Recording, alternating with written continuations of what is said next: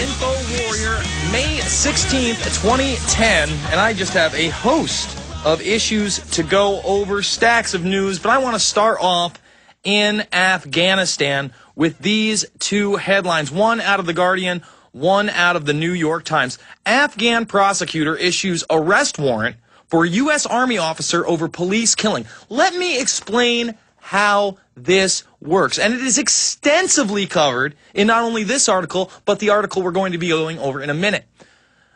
U.S. intelligence uses corporations and militants to maintain plausible deniability while they carry out murderous covert operations against the good people there. Afghan soldiers patrol a Taliban stronghold in Kandahar. An Afghan prosecutor has issued arrest warrants for a U.S. Special Forces officer over the murder of a police chief by U.S.-trained militia forces.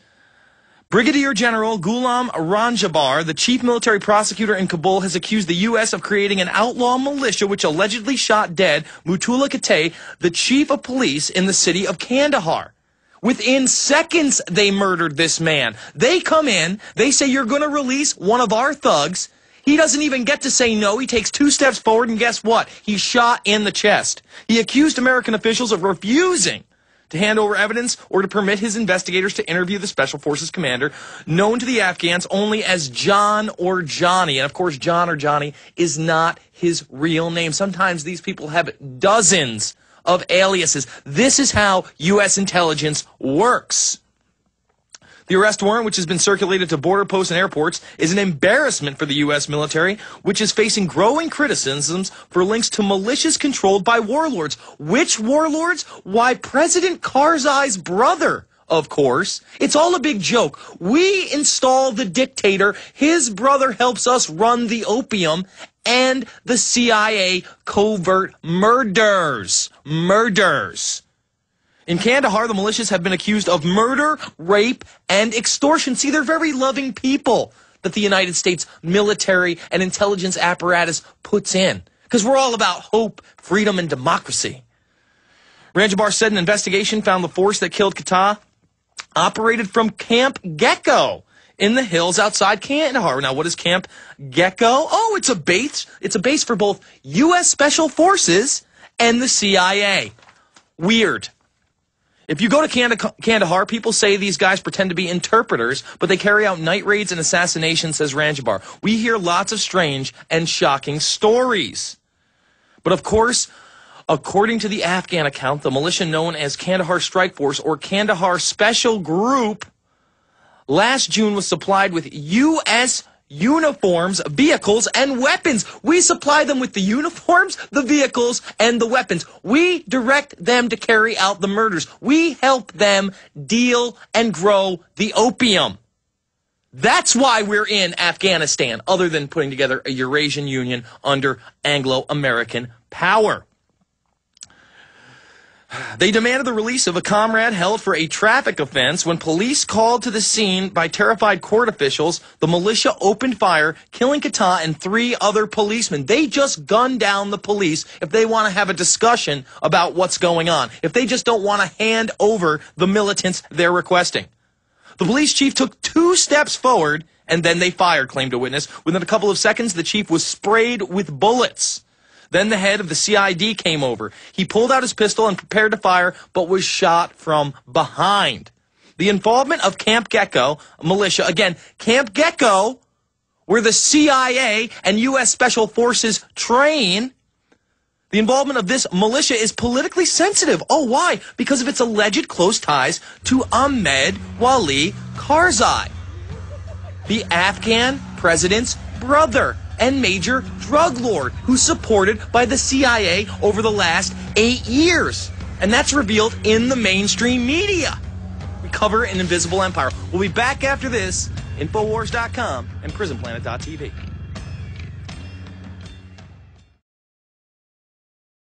This Sunday, May 16th, 2010, and we're talking about the situation with the CIA, with private contractors, with Taliban militias, with the puppet president Hamid Karzai's warlord brother, and the outlandish the outlandish, tyrannical rule of these special forces and CIA hit squads. Now, what we're not going to be covering, and I saw this today when I was going through my news, you know, I hit up The Guardian, I hit up the Daily Mail, I hit CNN up, and I also hit up MSNBC. And I could not believe this headline. For PrisonPlanet.tv viewers, let's show them the headline. It is Kung Fu Grannies ready to fight rapists. You cannot make this up. That was the headline story today. I'm at a loss for words. I have about 50 real stories that matter to you and me, and you would think that MSNBC would like to profile one of those stories as their headers, and not Kung Fu Grannies ready to fight rapists. I got news for you. If some of the warlords come into town, some of the militias come into town, I don't think Kung Fu Granny is going to be able to ward off the M16 or the AK-47. Maybe I'm being naive. Kung Fu Grannies. That's the headline at MSNBC. We won't be covering it here at the InfoWarrior. Now let's dovetail what I talked about in the first segment. Again, let me just finish up with these last two paragraphs on this one. Then we're going to get to this one. Despite doubts, U.S. still uses private spies. There's never been any doubt with this audience, with an informed populace, that, of course, the CIA, the NSA, the intelligence apparatus is hiring private contractors, is really running Al-Qaeda and the Taliban. So let me finish this up again. The involvement of the Camp Gecko militia, and again, Camp Gecko is where the CIA trains and U.S. Special Forces trains, and this militia is under Wali Karzai, the brother of the puppet president. They kill the police chief, and everything is A-OK. You see, it's politically sensitive because of its alleged close ties to Ahmed Wali Karzai, the brother of Afghan President Hamid Karzai. Militia members have claimed to be recruited by associates of Ahmed Wali. See, they hire the warlord, okay? He's the brother of the president. That warlord then commissions his minions to go recruit other militants, people in desperate situations. And this gives them 3 degrees of separation from the actual CIA.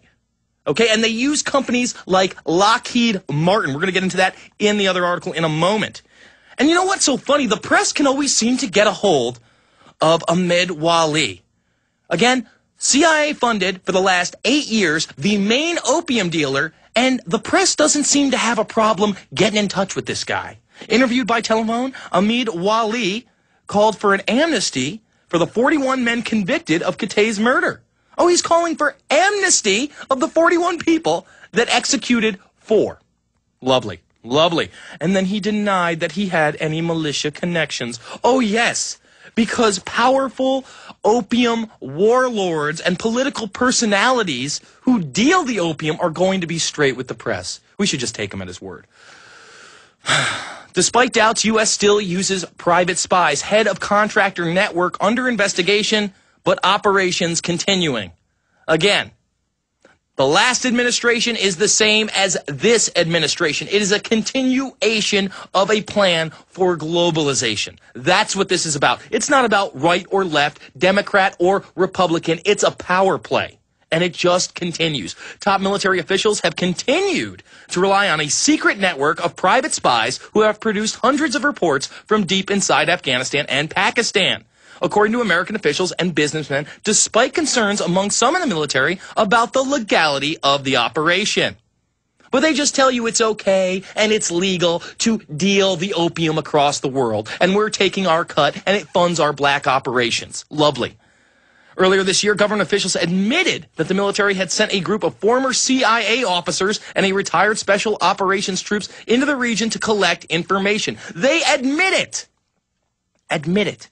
Some of which was used to track and kill people suspected of being militants. But interviews with more than a dozen current and former government officials and businessmen and an examination of the government documents tell a very different story. Not only are the networks still operating, their detailed reports on subjects like the workings of the Taliban leadership in Pakistan and the movement of enemy fighters in southern Afghanistan are also submitted almost daily. So these are operational daily. Of course, under Pentagon rules, the Army is not allowed to hire contractors for spying. And who is managing this stuff? The contractors were still being paid under a $22 million contract, the review shows, managed by Lockheed Martin and supervised by the Pentagon office in charge of special operations policy. All right. We're going to take your calls in a moment. 888-201-2244. That's 888-201-2244. But I also want to get into this WHO World Health Organization study that is going to be coming out on Monday.